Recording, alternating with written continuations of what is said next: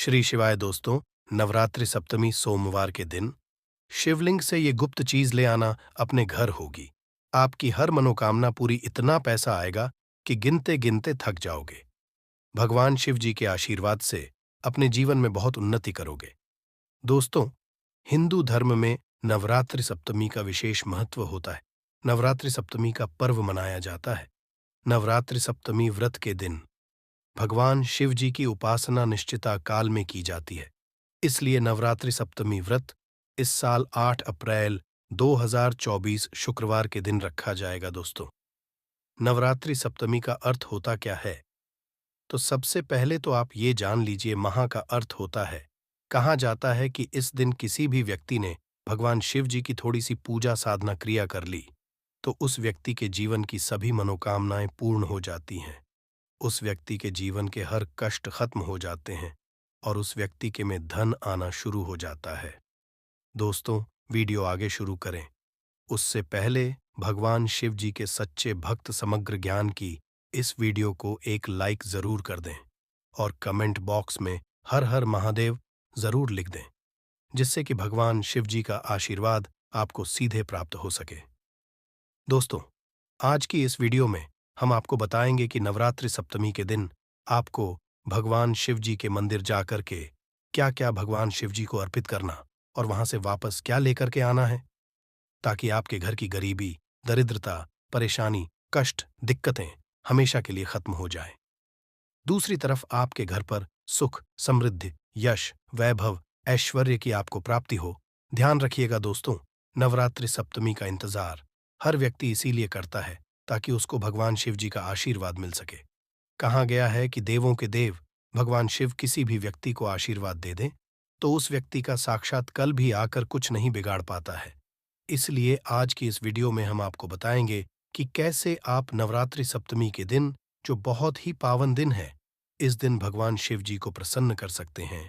कैसे आपको भगवान शिव जी का आशीर्वाद प्राप्त हो सकता है और कैसे नवरात्रि सप्तमी के दिन शिवलिंग की आपको पूजा करनी है, वह भी खास उपाय करते हुए। खास उपाय कैसे आपको शिवलिंग पर क्या चढ़ाना है और क्या क्या वहां से लेकर अपने घर पर वापस लेकर आना है, ताकि आपके घर पर अन्न और धन का भंडार कभी भी कम ना हो। देखिए दोस्तों, आपके जीवन में कितनी ही बड़ी परेशानी हो, कितनी ही बड़ी दिक्कत हो, मान लीजिए आपके जीवन में धन की समस्या है, मान लीजिए आप नौकरी की प्राप्ति के लिए बहुत ही ज्यादा परेशान हो चुके हैं, आपके शत्रुओं ने आपको घेर लिया है, संतान की प्राप्ति आपको हो नहीं पा रही है, तो एक बात का रखिएगा दोस्तों, नवरात्रि सप्तमी का पावन दिन एक ऐसा दिन होता है जिस दिन कोई भी व्यक्ति अगर थोड़े से उपाय कर लेता है, भगवान शिव जी की साक्षात पूजा कर लेता है, तो उस व्यक्ति की कितनी ही बड़ी मनोकामना हो, कितनी ही बड़ा कष्ट हो, वह खत्म हो जाता है और उसकी मनोकामना पूर्ण हो जाती है। दोस्तों, मान लीजिए आपके ऊपर कोई दोष लगा हुआ है, जैसे वास्तु दोष, शनि दोष, प्राकृतिक दोष या कोई भी दोष लगा हुआ है, तो आपको नवरात्रि सप्तमी के दिन थोड़ी सी पूजा करनी है और आपका दोष जाएगा। आपके जीवन से सभी परेशानियां चली जाएंगी और आपके जीवन में जो धन आना बंद हो गया था, उसका आगमन वापस शुरू हो जाएगा। मान के चलिए, आपके जीवन में कभी भी कोई परेशानी नहीं रहेगी। बस दोस्तों, आज की इस वीडियो को लास्ट तक देख लीजिए और मान के चलिए, भगवान शिव जी के आशीर्वाद से आपकी हर मनोकामना भी पूरी होगी और आपके जीवन की सभी परेशानियां भी चली जाएंगी। देखिए, एक बात कही गई है कि जब भी हम भगवान शिव जी की पूजा करते हैं, हमें धैर्य रखना चाहिए, विश्वास रखना चाहिए और श्रद्धा के साथ शिव जी की पूजा करनी चाहिए, क्योंकि भगवान शिव जी बहुत ही भोले हैं। वो किसी भी व्यक्ति की थोड़ी सी ही पूजा से, साधना से तुरंत ही प्रसन्न हो जाते हैं। इसलिए दोस्तों, नवरात्रि सप्तमी के दिन कुछ ऐसी चीजें हैं जो आपको जरूर पता होनी चाहिए, क्योंकि नवरात्रि सप्तमी के दिन अगर आप भगवान शिव जी के सामने पूजा करने जा रहे हैं, तो मान के चलिए दोस्तों, आपने अगर कोई गलती कर दी तो भगवान शिव जी आपसे क्रोधित हो जाएंगे और आपने सही तरीके से पूजा की होगी तो साक्षात आपको भगवान शिव जी उसी दिन आशीर्वाद दे देंगे और उस दिन के बाद आपके जीवन में कभी कोई परेशानी नहीं आएगी। आपको हम एक एक चीज बताने जा रहे हैं, इसलिए इस वीडियो को लास्ट तक देखिएगा। सबसे पहले आपको भगवान शिव जी के मंदिर जाना होगा। ये जितने भी उपाय आपको बताए जाएंगे, ये मंदिर के उपाय होंगे। देखिए, होता क्या है कि कई लोग हमसे पूछते हैं कि गुरुजी हमारे घर पर शिवलिंग है, क्या हम घर पर पूजा कर सकते हैं?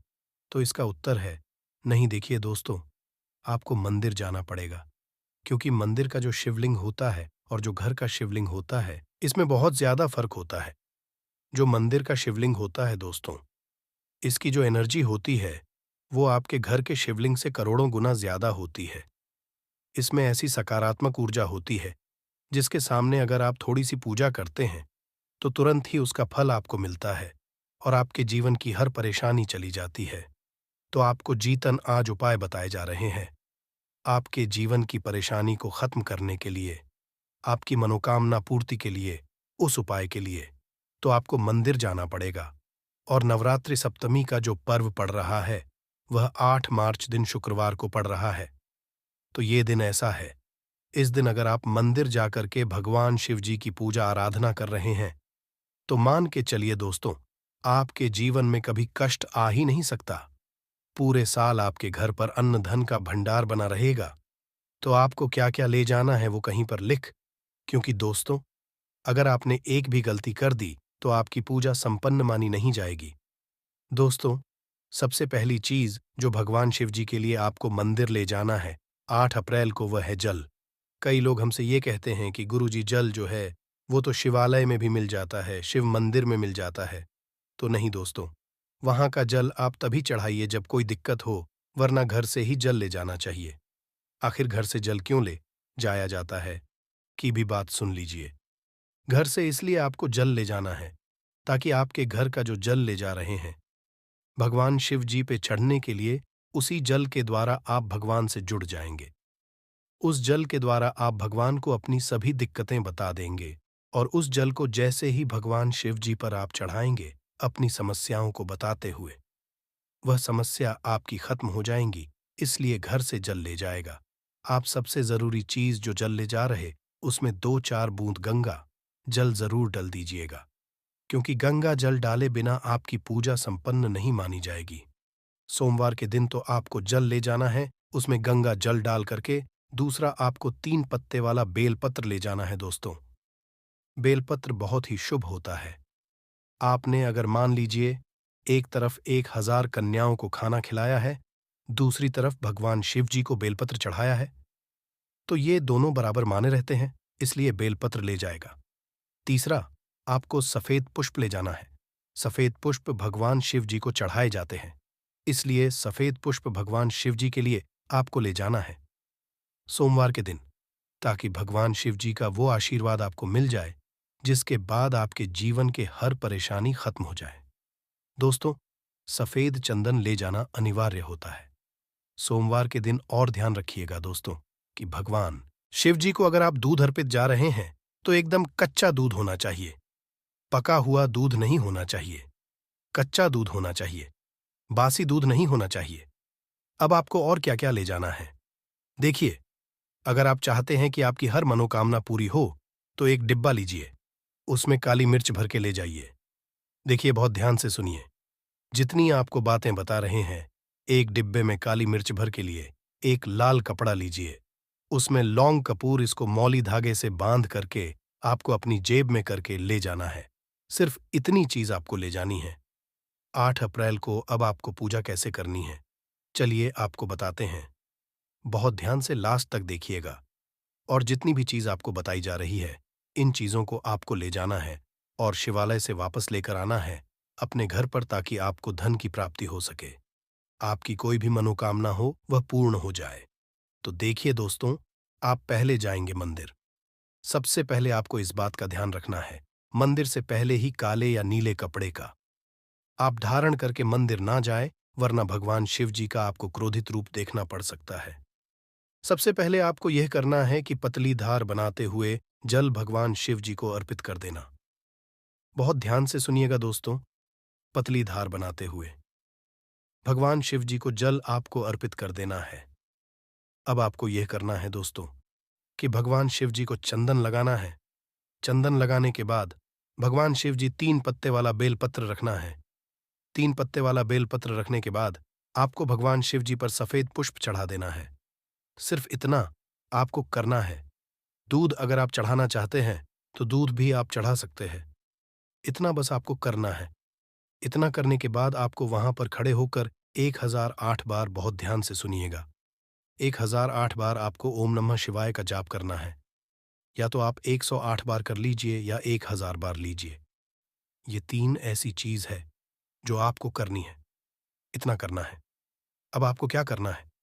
एक डिब्बा जो काली मिर्च का आप ले गए हैं, उस काली मिर्च के डिब्बे को आपको शिवालय के जो गिरता हुआ शिवधारा है, जो शिवलिंग से वहां पर पानी गिर रहा है, उसी शिवहरी के पानी से आपको चुना है और अपनी जेब में वापस रख लेना है। ये जो लाल पोटली आप ले गए हैं बंद करके लौंग की, इसको भी चुना है, वापस रख लेना है। अब आपको क्या करना है? जिस लोटे में पानी ले गए थे या जिस लोटे में भी आप दूध ले गए थे, उसमें आपको क्या करना है?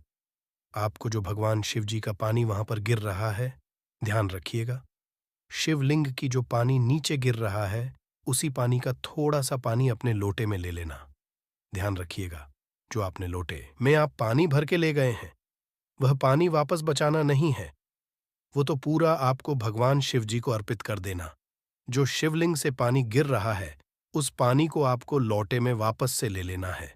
मान लीजिए, आप यह सोच रहे होंगे कि कई लोग वहां पर पानी चढ़ा रहे हैं, तो इस बात की आप चिंता न करें, क्योंकि भगवान शिव जी के शिवलिंग पर जब भी पानी चढ़ाया जाता है, वो अमृत बन जाता है। कहा जाता है, कई देवी देवता शिवलिंग के पास अदृश्य रूप में खड़े होते हैं, ताकि शिवलिंग से गिर रहा पानी वो धारण कर सके।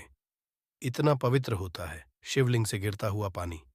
तो शिवलिंग से गिरता हुआ पानी को आपको अपने लोटे में ले लेना, बस थोड़ी सी बूंदें ले लेनी है। अब आपको क्या करना है? ये 3 चीजें आपने ले ली, आपको घर वापस आना है। जो आपने लोटे में पानी लिया है दोस्तों, इसको घर पे आते ही घर के लोग जो है आपके उनके ऊपर थोड़ा थोड़ा पानी छिड़क देना है। घर के हर कोने में पानी छिड़क देना है। घर के मुख्य द्वार पर पानी छिड़क देना। सिर्फ इतना आपको करना है। इतना आपने कर दिया।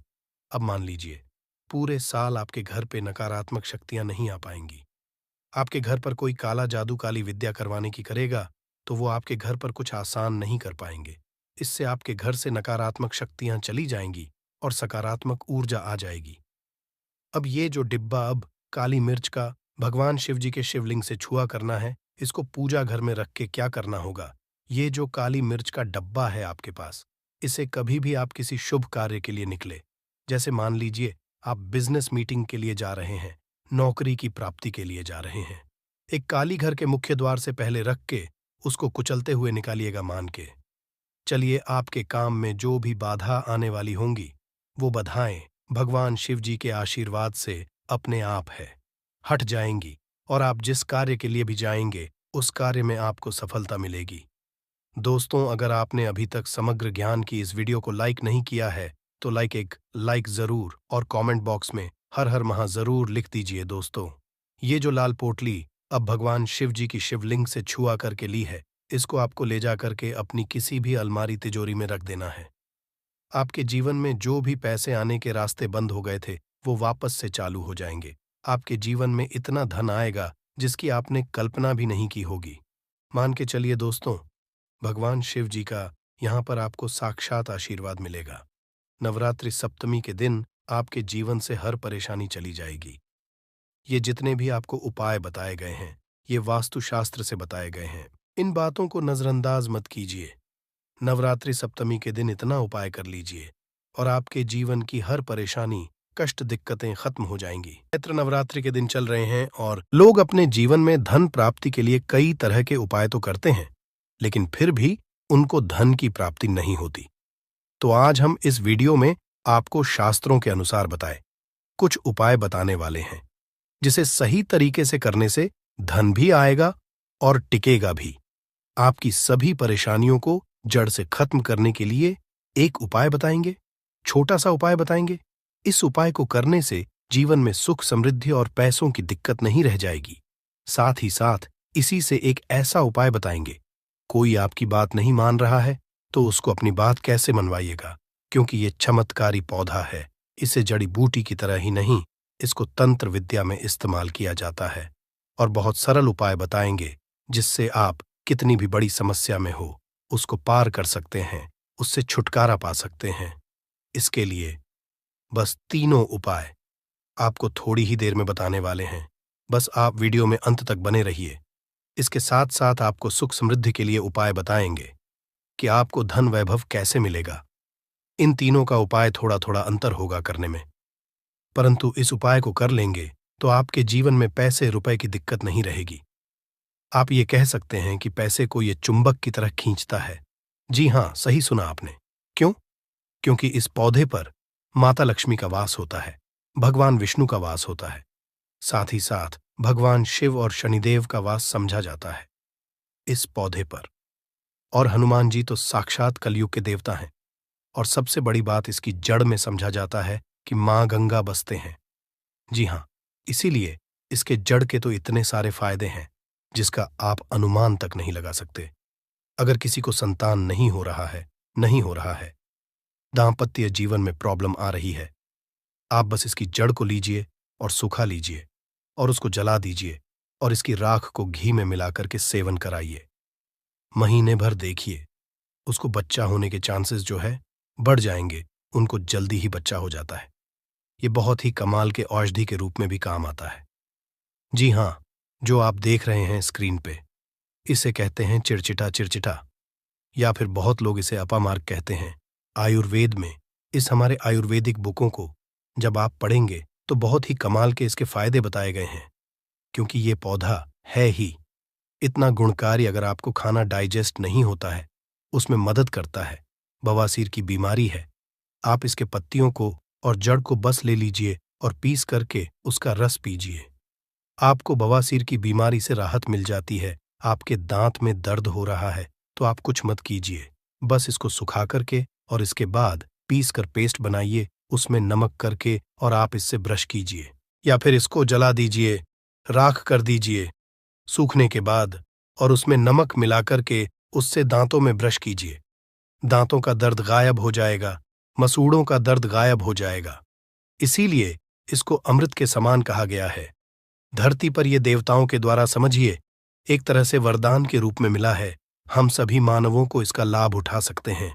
आयुर्वेदिक लाभ तो अनगिनत है। अपामार्ग के बारे में आप भी जानते होंगे। छोटे मोटे उपाय बताइएगा कि आपकी साइड इसको कैसे इस्तेमाल किया जाता है। अपामार्ग को जो ये पौधा देख रहे हैं और इसे क्या कहा जाता है, आपकी साइड, और आप अपने एरिया का नाम भी लिखिएगा।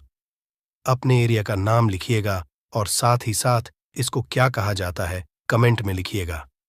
इससे अन्य लोगों को भी पता चलेगा कि आखिर इसको क्या कहा जाता है और किस एरिया में क्या कहा जाता है, सबको पता चल जाएगा। तो जरूर कमेंट कीजिएगा और एक काम कीजिए, वीडियो को लाइक कर दीजिए, क्योंकि वीडियो को लाइक करेंगे तो मुझे खुशी मिलेगी। कमेंट में ओम नमः शिवाय जरूर लिखिएगा। क्यों? आगे हम आपको बताएंगे क्यों नमः शिवाय का आपको जाप भी करना होगा। ये उपाय आपको बताएंगे, परंतु अभी बात कर रहे हैं इस पौधे को भगवान का वरदान हासिल है। जी हाँ, इसीलिए इस पौधे पर सबका निवास समझा गया। क्यों? क्योंकि जब समुद्र मंथन हुआ था तो समुद्र मंथन के बाद अमृत निकला था। अमृत को हुआ क्या था कि दानवों का जो अग्रसर था, यानी कि राहु केतु कहा जाता है, तो पंक्ति में बैठ करके ले लिए थे। इसीलिए ये आज भी अजय अमर रह गए, परंतु दानव लेकर के भागने लगे, देवता दानव लड़ने लगे। जब अमृत कलश को लेने के लिए तो उसी में से कुछ एक बूंदे जो है वो धरती पर गिरी थी, और ये समझा जाता है कि वो बूंदे जो है इसी पौधे पर गिरी थी। इसीलिए ये अमृत के समान हमारे जीवन में लाभ देता है। आप कुछ ना करें, इसको आयुर्वेद के रूप में भी केवल लें और इसका सेवन भी करें, तो आप देखेंगे कि आपके घर के पैसे की बहुत सारी समस्या को खत्म करेगा। क्यों? क्योंकि घर से बीमारियों को खत्म कर देगा। बीमारियां खत्म होंगी तो आपको पैसे की बचत ऑटोमेटिक दिखने लगेगी। आप स्वस्थ रहेंगे, हिस्ट पुष्ट रहेंगे, आपके घर के लोग काम करेंगे, पैसे आप कमा सकेंगे। परंतु आपको आज इस वीडियो में हम चमत्कारिक टोटके बताने वाले हैं। 3 ऐसे बहुमूल्य उपाय बताएंगे जिनको करके आप जीवन में पैसे रुपए की दिक्कत है, घर में कोई बहुत बीमार रहता है, बीमारी से परेशान हो गए हैं, तंग आ गए हैं, गरीबी से, कर्ज है, आपको समझ नहीं आ रहा है क्या करना है, तो आपके लिए ये रास्ता बहुत ही कारगर होगा। सबसे पहले आपको बताते हैं तंत्र विद्या में इसको कैसे इस्तेमाल करना है। वास्तुशास्त्र के अनुसार बताते हैं। जानते हैं वास्तुशास्त्र ऐसा है जो पैसे के लिए बहुत महत्वपूर्ण होता है। अब आपके घर में वास्तु दोष क्या है ये आप नहीं जान सकते हैं, परंतु इसका एक छोटा सा उपाय करेंगे तो सबसे पहले तो घर का पूरा वास्तु जो है सही हो जाएगा, वास्तु दोष दूर हो जाएगा। कैसे दूर होगा? तो इसमें दूध होता है, एक होता है व्हाइट अपामार्ग और एक होता है रेड अपामार्ग यानी कि लाल अपामार्ग और श्वेत अपामार्ग जिसे उजला भी कहते हैं। आप देखिएगा कि लाल अपामार्ग की टहनी लेकर के आइएगा, इससे दातुन किया जाता है, दातुन भी कीजिएगा, आपके दांत सही रहेंगे। और सबसे बड़ी बात क्या होगी, इससे व्यक्ति को वॉक सिद्धि हासिल होती है। वॉक सिद्धि क्या होता है आप सोच रहे होंगे, तो आप जो कहेंगे मुख से वही सच हो जाता है। जी हां, इसी को वॉक सिद्धि है। इस पौधे में अमृत अवस्था है, इससे जो भी दातुन करते हैं आप देखते होंगे। आप नॉर्थ इंडिया में जाइएगा तो एक त्योहार होता है जिसे जितिया कहा जाता है। उस त्योहार में औरतें जो है इसी से उस दिन दातुन करती हैं, परंतु वैसे भी इससे करना चाहिए सभी को, क्योंकि इससे अगर आप सप्ताह में एक दिन भी करेंगे तो आपको बहुत लाभ होगा, आपके हेल्थ को भी बहुत लाभ होगा, दांतों को बहुत लाभ होगा और साथ साथ वॉक सिद्धि आती है। रेगुलर कीजिएगा तो जिससे कि आप कहेंगे वो सत्य हो जाता है। इसके अलावा अपामार्ग की जड़ को आप अगहन महीने की पूर्णिमा तिथि के दिन ध्यान से सुनिएगा। अपामार्ग की जड़ को, इसके जो जड़ होती है उसको अगहन महीने की पूर्णिमा तिथि के दिन क्या करना है, सुबह सुबह में विधिपूर्वक आपको पंचोप्रचार पूजन करना है, यानी इसका पूजन करना है और इसे मंत्रों से अभिमंत्रित करना है और हाथ में इसको बांध लेना है। इससे क्या होगा, आपके जीवन में भी बड़ी से बड़ी समस्या है वो जड़ से खत्म हो जाएगी। मंत्र क्या बोलना है आपको, इसको अभिमंत्रित क्या करना है, बोलना है ओम। इस मंत्र का, शिव जी के मंत्र का आपको जाप करना है और मन में ध्यान करना है आपको भगवान शिव का। इसीलिए कहा मैंने कि शिव जी का नाम ले लीजिए, मन में स्मरण कर लीजिए, या परेशानियों को दूर कर देंगे अवघरदानी है। भगवान शिव तो एक बार प्रेम से शिव जी का नाम आंख बंद करके लीजिए और मन में लेने के साथ साथ कमेंट में भी एक बार ओम नमः शिवाय जरूर लिखिए। भगवान शिव का नाम लेने से जीवन में मंगल ही मंगल और कल्याण ही कल्याण होता है। बोलिए हर हर महादेव। दूसरा उपाय बताते हैं आपको श्वेत अपामार्ग का। अभी आपने रेड का सुना, यानी कि लाल वाला जो अपामार्ग होता है उसका सुना आपने। अब श्वेत का सुनिए, यानी कि वाले का कैसे उपयोग करेंगे। तो आपको घर में इसे लगा करके सही जगह रखना है। इससे क्या होगा, सुख समृद्धि की प्राप्ति होगी। इसके अलावा वास्तुशास्त्र के अनुसार बात करें तो संतान प्राप्ति के लिए श्वेत अपा मार्ग का पौधा बहुत अच्छा होता है। इसको जला करके इसकी भस्म को गाय के घी के साथ मिलाकर सेवन कीजिए, आपको बहुत जल्द बच्चा होगा। अगर किसी को बच्चा होने में दिक्कत हो रही है तो ये श्वेत अपामार्ग की जड़ को ले आइएगा। श्वेत अपामार्ग को इसको सुखा करके इसको जला दीजिएगा और इसके बाद क्या करना है, जलाने के बाद आपको इसकी राख का इस्तेमाल करना है। कमाल का लाभ आप देखेंगे कि आप चकित रह जाएंगे कि इतने लाभ है इसके, क्योंकि ये अमृत के समान है धरती पर। जी हां, और अगला उपाय जो है सबसे महत्वपूर्ण उपाय है। इसको करने से पहले एक बार भगवान शिव का नाम जरूर लीजिए और मन में मां लक्ष्मी का नाम लीजिए। जी हां, माता लक्ष्मी का नाम जरूर लीजिए। भगवान जो है उनकी अर्धांगिनी है। माता लक्ष्मी और भगवान विष्णु का भी वास होता है। इस पौधे पर भगवान विष्णु प्रसन्न हुए तो माता लक्ष्मी तो स्वतः ही घर पर आ जाते हैं। एक बार प्रेम से कमेंट में जरूर लिखिए जय मां लक्ष्मी। जी हां, नहीं तो मन में तो बिल्कुल ध्यान कीजिए। अगर लिखेंगे तो मुझे खुशी होगी, जरूर लिखिए। एक बार महालक्ष्मी का नाम कितना भर भी लिखने से या भगवान शिव का नाम लिखने से आपको लाभ ही होने वाला है। तो भगवान शिव का नाम जरूर लिखें और वीडियो को कर दीजिए। अब बात करते हैं कि इसकी अपामार्ग की जड़ को पानी के साथ घिसिएगा। जी हां, क्या कीजिएगा, अपामार्ग की जड़ को पानी के साथ घिसिएगा और जिस व्यक्ति को पिला दीजिएगा वो आपके वश में हो जाएगा। ऐसी इसमें शक्ति है कि वो आपकी बात मानने लगेगा। रविवार के दिन पुष्य नक्षत्र में इस पौधे को जड़ सहित उखाड़ लाइएगा। क्या करना है? रविवार के दिन पुष्य नक्षत्र में इस पौधे को जड़ के साथ आपको उखाड़ करके लाना है। इसके बाद गर्भवती महिला की कमर पर मजबूत धागे से बांध देना है। ये जड़ सरलता और शीघ्रता का प्रभाव उत्पन्न करेगी, यानी कि उनको जो भी दिक्कतें होने वाली हैं उसको दूर कर देगी।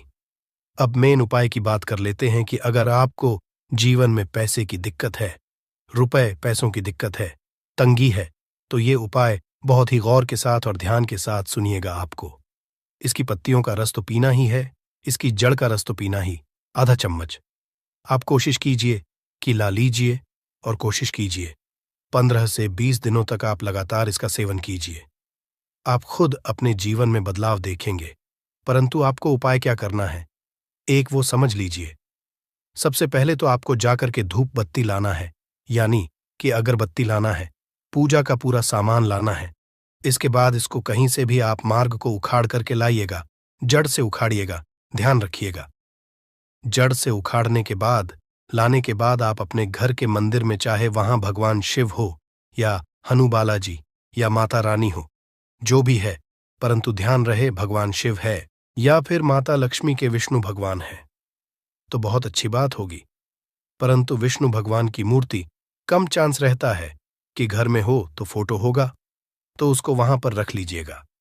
इसके बाद क्या करना है, वहां पर बैठ करके आपको बस कुछ नहीं करना है, इस जड़ को रख देना है, धूप बत्ती जलाना है, भगवान शिव की पहले आराधना करनी है, अच्छे से माता लक्ष्मी की आराधना करनी है, मन में ध्यान करना है, पूजा करना है, माता लक्ष्मी का पूर्णतः ध्यान करना है। इसके बाद क्या करना है, पहले अपनी गलतियों को बोल देना है कि हे भगवान, मैं कुछ नहीं जानता, मैं अबूझ हूं, मुझे ज्ञान नहीं है, मुझसे जो भी गलतियां जाने अनजाने हुई हों, इस धरती पर उन सभी से हमें बरी करें, क्षमा करें। मैं कोशिश करूंगा कि आगे से ऐसी गलतियां ना हों, मैं अपने जीवन में सही कार्य करने की कोशिश करूंगा। इसके बाद ईश्वर से कहिए, हे ईश्वर, हे महादेव जी, मेरे जीवन जो भी क्लेश है, जो भी दिक्कतें हैं, पैसे रुपए की तंगी है, वो मेरी दूर कर दीजिए, परेशानी को दूर कीजिए, भाव से पार कीजिए। हे प्रभु, आप मुझ पर कृपा बनाए रखिए। आप देखेंगे कि सरलता के साथ सरल हृदय हैं। हमारे भगवान शिव भोलेनाथ जी आपके जीवन से परेशानियों को दूर कर देंगे, जड़ से मिटा देंगे। परेशानियों को, घर में पैसे की, रुपए की तंगी जो है, गृह क्लेश जो है, ये होगा नहीं, ये सब दूर हो जाएगा और मैं आपके उमंग आएगा, खुशी आएगी। इसके साथ साथ अगर आप चाहते हैं कि लक्ष्मी प्राप्ति हो तो क्या कीजिएगा, छोटा सा उपाय एक और कीजिएगा। ये जो जड़ आपने वहां पर रखा है, चढ़ाया है, इसकी जड़ को काट लीजिएगा थोड़ा सा, और इसके बाद इस जड़ को आपको क्या करना है, तिजोरी में ले जाकर के रख देना है। थोड़ी सी जड़ को आपको जहां पर पैसा रुपया होता है वहां पर रख देना है। और इसके साथ एक उपाय क्या करना है, देखिए उपाय इसके बहुत सारे होते हैं, परंतु अभी बस पैसे के लिए हम आपको ये वाला रहे हैं। इससे पीछे मैंने उपाय अलग बताया, इससे पीछे वीडियो में मैंने एक अलग उपाय बताया था, उसमें अलग समस्याओं को दूर करने के लिए ये पौधा बहुत ही कमाल का है, बहुत सारी समस्याओं को जड़ से खत्म करता है। परंतु आप पैसे की दिक्कत में है तो चींटियों को थोड़ा थोड़ा सुबह सुबह दाना देना स्टार्ट कर दीजिए। जी हाँ, और अगर आपको लगता है कि आपके ग्रहों में शनिदेव का जो है, उनकी वजह से आपको परेशानी है, अगर आपने कुंडली दिखाया है तो क्या कीजिएगा, आप शनिवार के दिन भगवान को ध्यान कर चींटियों को दाना खिलाइएगा, मछलियों को दाना खिलाइएगा। और आपके दाम्पत्य जीवन में प्रॉब्लम है तो आटे की लोई बनाइएगा। आटे की लोई अपने पति के साथ ही उसको कोशिश कीजिएगा कि मारे, यानी कि साने आटे को, और उसमें घी लगाकर कि पति से उस पर गुड़ रखवाइएगा और साथ में ले जाकर कि गाय को खिला दीजिएगा, गौ माता को खिलाइएगा, प्रणाम कीजिएगा, बोलिएगा जीवन में जो भी परेशानियां हैं, हमारे आपसे झगड़े हैं, वो खत्म हो जाए। देखेंगे आपको इससे निजात मिल जाएगी, घर में प्रेम बढ़ने लगेगा। ये बहुत सुंदर और कमाल का उपाय है, जिसको करने के बाद आपके जीवन में खुद देखेंगे कि बदलाव और लाभ आने लगा है। किसी भी दिन इस वृक्ष को छू लेना, अगली 7 पुश्तों तक मां लक्ष्मी और मां दुर्गा का आशीर्वाद मिलेगा। दोस्तों, हमारे हिंदू धर्म में देवी के अनेक स्वरूप कहे गए हैं, जिसमें वृक्षों को भी मां देवी के स्वरूप कहा जाता है। तो आज मैं आप लोगों को पावन पावनी वृक्ष के बारे में बताऊंगा। नवरात्रि के पावन पर्व चल रहे हैं। नवरात्रि के पावन पर्व में कुछ ऐसे वृक्ष हैं जो कि देव वृक्ष कहे गए हैं, देवी वृक्ष हैं। ये देवी के स्वरूप होते हैं, माता काली के स्वरूप होते हैं। और हमारे धर्म में पेड़ पौधे को देवी देवता मान करके हम इनकी पूजा करते हैं, और हमें पूजा भी जरूर करनी चाहिए। साइंस भी कहता है पेड़ पौधे मनुष्य को फ्री में प्राणवायु प्रदान करते हैं, और पेड़ पौधे हमें ऑक्सीजन देते हैं, और हमारे जो कार्बन डाइऑक्साइड होता है उसे ग्रहण करके सभी ताराज के जितने भी नकारात्मक चीज होते हैं उसे अपने अंदर में स्वयं सोख लेता है और हमें ताजगी प्रदान करते हैं। तो पेड़ स्वयं तेज धूप में तपता है, परंतु मनुष्य को शीतल छाया प्रदान करता है। तो नवरात्रि के समय में कुछ ऐसे पेड़ पौधे हमारे धर्मशास्त्र में कहे गए हैं, को छूने मात्र से व्यक्ति के बंद किस्मत के ताले खुल जाते हैं, व्यक्ति का सौभाग्य चमक जाता है। हमारे शास्त्रों में पेड़ पौधों को बहुत ही गुणकारी कहा जाता है। अनेक बीमारी का उपचार पेड़ पौधों में ही छुपा है, जड़ी बूटी में ही छुपा है। और भगवान श्री कृष्णा ने गीता में स्वयं कहा है कि वृक्षों में पीपल का वृक्ष हूं। पीपल के वृक्ष को वृक्षों का राजा कहा जाता है, क्योंकि पीपल वृक्ष की जो आयु होती है सबसे ज्यादा होती है, सबसे अत्यधिक होती है। पीपल वृक्ष सर्वशक्तिमान, पूजा पाठ में अत्यधिक इसका महत्व होता है दोस्तों। इसीलिए कृष्णा ने गीता में स्वयं कहा है कि मैं वृक्षों में पीपल का वृक्ष हूं। तो चलिए, आज मैं आप लोगों को नवरात्रि के समय में छुए जाने वाले वृक्ष के बारे में बताऊंगा दोस्तों। हमारे धर्मशास्त्र में अनेक ऐसे वृक्ष हैं जो कल्याणकारी होते हैं, मंगलकारी होते। अगर इस वृक्ष को छू लेते हैं